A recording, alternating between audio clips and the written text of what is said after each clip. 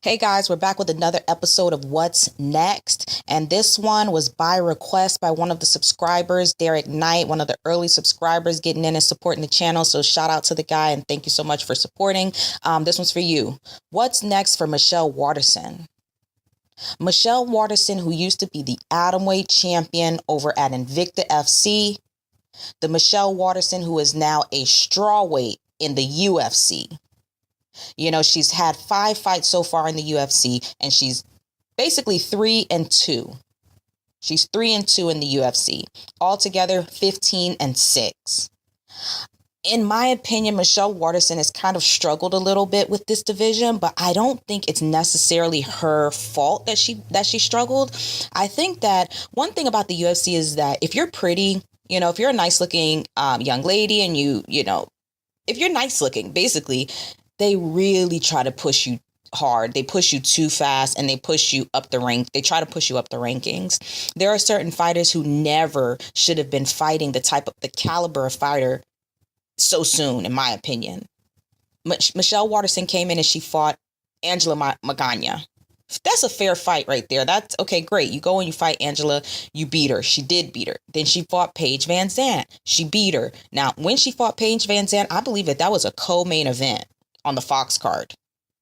I believe that was a co-main event on a Fox card. That's a push.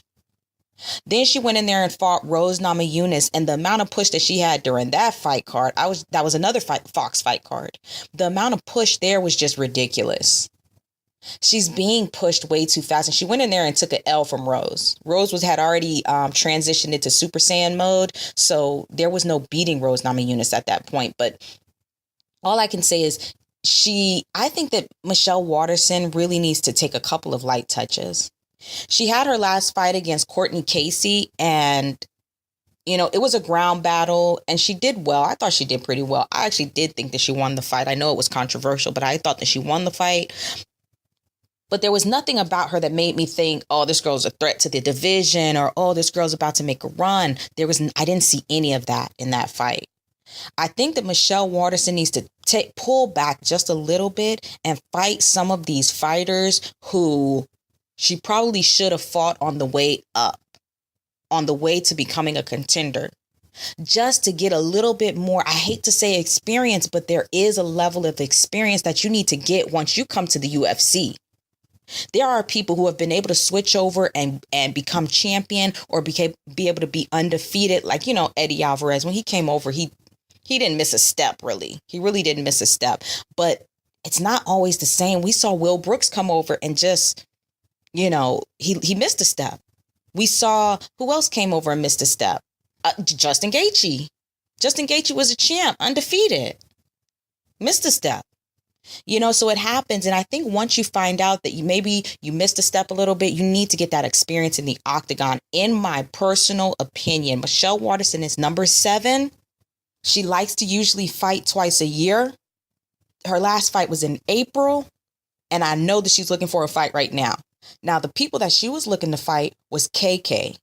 I believe that she wanted to fight KK or Goodell. Well, I cannot remember actually, but it was KK, I believe, or Carla Esparza, now that I think about it.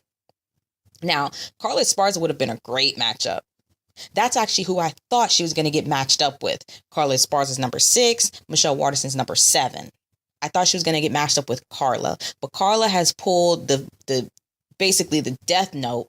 She got the kiss of death. She's been matched up with Tatiana Suarez. So, Carla's going to be out for a while. After this fight, she's going to be out for a while. We won't see her until, maybe December. So if Michelle Waterson is looking for a fight right now, it's so hard to say because everybody in the strawweight division is absolutely booked. Let's just talk about it from the bottom. We've got number 15, Angela Hill. Angela Hill is matched up with Courtney Casey, number 10. Joanne Calderwood. That's an option. And then we've got Nina Ansaroff and Randa Marcos. They just fought. They won't be ready to fight for a little while. Then we've got Alexa Grasso. She just pulled out of a fight because she's injured. And then we've got Tatiana Suarez, Felice Herrig, Carla Esparza, Tisha Tor. All of these people are already booked for fights or either just fought. Oh, I see it.